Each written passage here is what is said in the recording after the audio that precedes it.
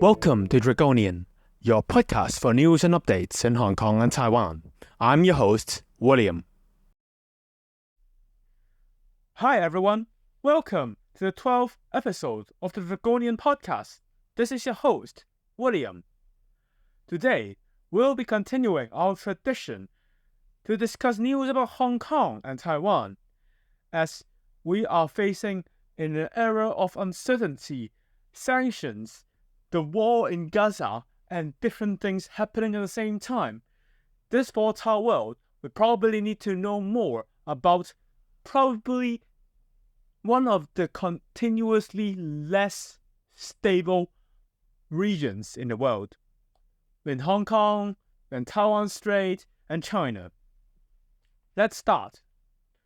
So first, we'll be discussing news about Hong Kong.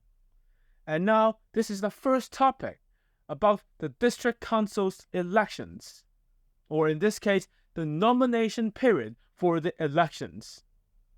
So first, pro-democracy candidates could not get nomination and votes and support from hand-picked nominees that are controlled by the government, as the government are utilizing and revamping the idea of nomination and different and who basically controlling who can nominate these nominees for contesting elections, as opposed to previous rules where you just need to grab support of citizens that are living in your district. The establishment considers these new rules are a way to ensure patriotism within the district council, as they are barring candidates from pro-democracy camps where they consider them as not patriotic enough, which basically, in my own opinion, in William's own opinion, defeats the purpose of setting up the district council at first. So a bit background on the district council. So it was considered as a part of the three-step political system in Hong Kong before the handover, or before the transfer of sovereignty in 1997, the transfer of sovereignty.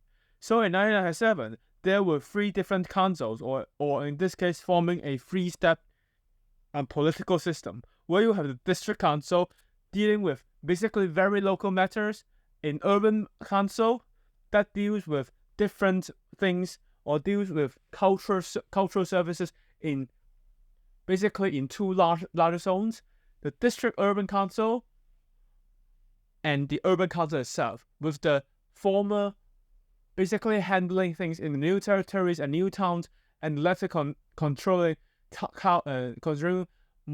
municipal services in Hong Kong Island and Kowloon. So after this was dissolved, the government the administration originally promised more power for the district council, but in this case, it seems to be all but reverted after the so-called 2022 or 2023, whatever, district council elections. And this is in a case where the government refused to nominate or refused to host by-elections for district councils when they could host elections for basically the legislative council and the elections committee for selecting the chief executive. And at the same time, they also try to boost turnout rates by hosting different events. For example, in the Night Vibes event in Hong Kong, the Night Vibes Hong Kong event in Wan Chai, they are basically setting up stalls that call them District Council Night Vibes. But basically, it's of little to no use, as we all know that target audience for these two events are completely different. With the former, the District Council is more about citizens, while the latter, the Night Vibes event, more about the night economy. So basically, they are placing two different things at the same bowl without any reason or without any important reasons behind them. So this is about the first news that happened in the first topic about District Council election update in Hong Kong. So now is about the second news and the second event that happened in Hong Kong. So this is about this is more an international event where This is about the BNO visa, the Mandatory Provident Fund schemes, and the Hong Kong government's continued aim to harass, to silence dissidents that left the city. So, but first, I'll talk about the Mandatory Provident Fund scheme. So, the government have been trying to block withdrawals or block people from withdrawing their hard-earned money. They're withdrawing their basically their pension funds when they leave Hong Kong for the United Kingdom's BNO visa program, where the government denounced the BNO visa program first, and denouncing the idea of it as a permanent leave or as a way to permanently leave Hong Kong to another country. So in last week, the ICAC, with coordination with the MPF Authority, Mandatory Provident Fund Scheme Authority, have coordinated actions to arrest citizens of using false declarations to withdraw their funds so as to use the funds in the United Kingdom. And this is just a part of this, where approximately 10 people were arrested, and also a scheme personnel was also arrested for helping out to make these false statements. At the same time, the district council was also exiles have also not been feeling safe. Basically, for protesters and prominent activists, and even just ordinary protesters who basically left Hong Kong for the United Kingdom but were marching peacefully. So, with different news and from local news and also from the Radio Free Asia, basically, activists have been saying that the government in Hong Kong have been targeting, authorities in Hong Kong have been targeting family members of their own family members to hope to silence them or to stop them from voicing out their concerns or voicing out the problems that are happening within the city. So these threats have reached their relatives, which are basically similar tactics that are actually proven effective, which are carried out by the CCP government in order to target activists that have been exiled abroad, so to prevent them from voicing out in a very public way. At the same time, the MPF, of course, the Hong Kong authorities have been denying their involvement in such things, as they consider these as so-called foreign interference. Basically, the BNO visa itself as a foreign interference, and considering their exercise of such power as just internal matters. This also showed basically how the government has now trying to be clamping down on dissidents, trying to clamp down on various voices that to voice out the concern within Hong Kong, at the same time voicing out the concern about the idea of withdrawing cash, the idea of controlling different citizens, both leaving Hong Kong and at the same time to consider them as they just want you to leave, but without with your own money being taken hostage. So this is about the second topic that happened in Hong Kong this week. So this is the third topic about the NVIDIA RTX 4090 ban in Hong Kong. So as a part of the United States government's aim or the goal to normalize Hong Kong's status as a part of China, latest export restrictions that hit China has also hit Hong Kong hard. So this includes the latest restrictions on graphics card and on card imports produced by the NVIDIA, the NVIDIA Corporation, now hits cards that are designed specifically for China, and also the RTX 4090 graphics card, the high-end graphics card or the top of the tier graphics card. In here, the only exemption for for a ban of these cards importing from Hong Kong is for normal retail and domestic use. Which means that basically now these cards cannot be used commercially, not even be used in a university or in a education institution settings. these cards have actually been banned in accordance to the US government's moves and its intention to tighten up control over such products being used in artificial intelligence and at the same time being used militarily against the United States. And as shown in here, as shown in different events, and as shown in different intentions or the government's intention to mark Hong Kong or to control different things that are happening in Hong Kong, we are seeing basically they are technically I can't say double standards, but they are playing with their own creative standards, I would say. Not double, basically they are having different standards for different things. So it's not two standards, it's multiple standards designed to so-called win twice.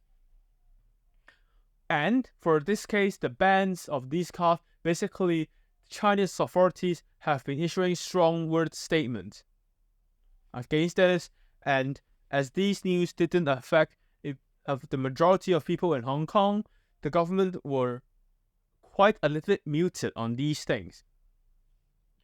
So basically it continues to show the normalization of Hong Kong's status as a part of China in this week, with basically different elections, nominations with so-called Chinese or Hong Kong characteristics have been carried out, and at the same time different threats against exiles and different threats against protesters that have left Hong Kong continued, while these should be considered as foreign interference against the respective countries where these are.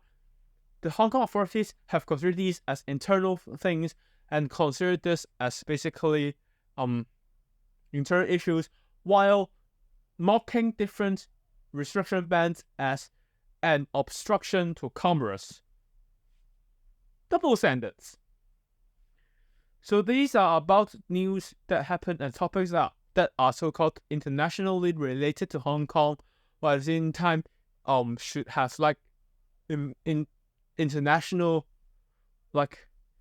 attention in this week or in the last week. I'm a bit sorry about my current status or the host status. The host is not feeling quite well, although it's speaking okay, it's not feeling quite well today, so this whole episode will actually be a bit shorter. So now back to the second part of the episode about Taiwan. So in this part of the episode, we will be discussing about the TSMC's scrap plans, the presidential elections update in 2024, a little bit update about the Hsinchu City, and Foxconn's and China's idea or China's scrutiny against this company. So now first we will talk about the TSMC's suspension of its plans to building a new foundry in Taoyuan. So Taiwan Semiconductor Manufacturing Company had plans to build a next-generation foundry, or basically extending its production capabilities in Longtown District in Taoyuan. This plan has failed as TSMC could not gather enough land and support from local citizens to build a new foundry. And as news broke out, it's basically occupied local news headlines. At the same time, it also now both the governing party and the opposition is playing the blame game on finding who is the culprit behind the move by the TSMC to abandon the plan. So, in fact, in this case, these plans to build a next-gen foundry or building foundry in Taiwan had basically been, as a way for the different city mayors or from different politicians from the opposition to work against the current ruling DPP's plan to use more green energy. However, in a bit update or in a bit reaction to this plan, both Yunlin and Cha Yi Hsinchu City. These two cities, Kuomintang mayors have say that they are welcomed it and saying that they are able to provide both the land, the water, and the electricity, while the party itself is saying that Taiwan doesn't have enough electricity. And this is continuously a part of the government's interesting plans to, I don't know, the opposition's plans to take power or regain power. No idea on this. So this plan wasn't a very long plan. This is just a so-called breaking news. It broke out a few days. There aren't any concrete plans or concrete replacements or second choice options that are now within the plan. So the original plan, a bit more up there about the original plan. So the original plan is to get all the land before 2025, and at the same time get land and basically build a foundry and make it up and running before the end of this decade.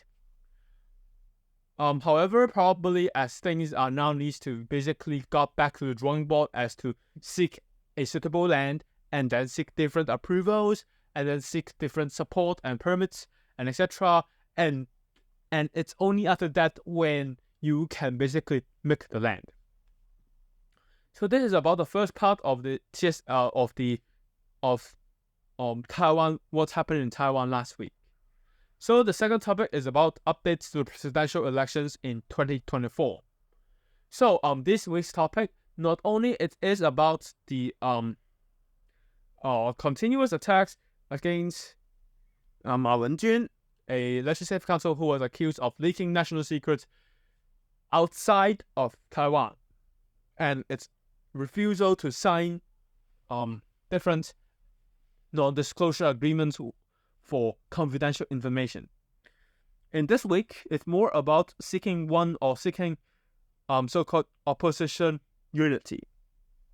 So in here, the plans to integrate the opposition is now in full swing as both the opposition parties, not the opposition in grand, is now in full swing as both the Chinese Kuomintang and Taiwan's People's Party have been in talks for integrating their respective candidates into just leading candidates into just one list. So using a candidate from the Taiwan People's Party and the Chinese Kuomintang as the candidates for both the president and the vice president without any major changes.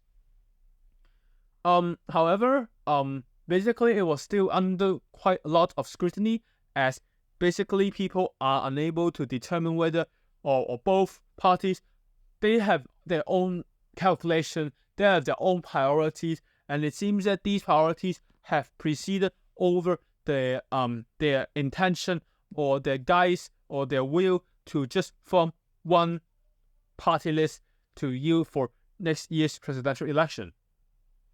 And at the same time, now is a bit British tradition, but leading candidates running for the presidential elections in 2024 includes William Lai for the Democratic Progressive Party, Hou Youyi for the Chinese Kuomintang, Ko Wen-je for the Taiwan People's Party, and Terry Gou, Guo Taiming, as an independent candidate after failing to secure support from the Chinese Kuomintang. And this is about the second news or the second topic that happened last week. Now as the third topic is about the Hsinchu City. So the Hsinchu City, the government, the mayor or the government itself still did not provide any English textbooks 2 months after the start of the term years. So in Taiwan, terms start an academic year starts at September. However, until today, for the Hsinchu City, they still do not have a unified education textbook or textbook for students. A bit here as the plans or as Taiwan's own developments place to now, basically local governments have their own right to choose their own textbooks, while the central government or the government in Taipei could only control what are being taught. And for most counties and cities, they opt to have their own set of education materials. So in this case, 3 months in and still without a formalized education list seems to be a bit problematic for the Taiwan or for the city itself and for the government's or the central government's goal to turn Taiwan into a dual language nation by 2030, and at the same time for its plans to ditch Chinese in some cases for people who advocate for Taiwan's independence. But I would say this is more an administrative problem, as the city itself, as the mayor itself, was embroiled in various accusations and its various things that happened at the same time, while probably this was not considered as the utmost important thing, and the priority just went down, down, and down, and down. And now it's the last topic of this today. This is about Foxconn itself.